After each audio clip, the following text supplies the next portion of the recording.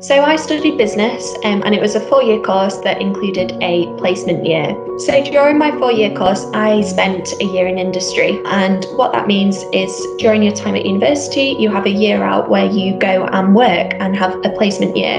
I spent a year at Marks and Spencer's on a HR graduate scheme. And ultimately, I then went on to be fast tracked onto the graduate programme, where I did 6 months training before then being appointed into a role straight away. Having that year in industry was extremely helpful because it's helped me secure my future job. Choosing Hull University was the best decision of my life.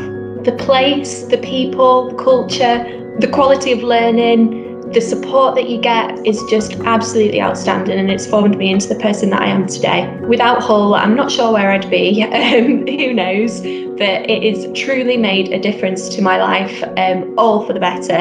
And if you're thinking of coming to Hull, just do it.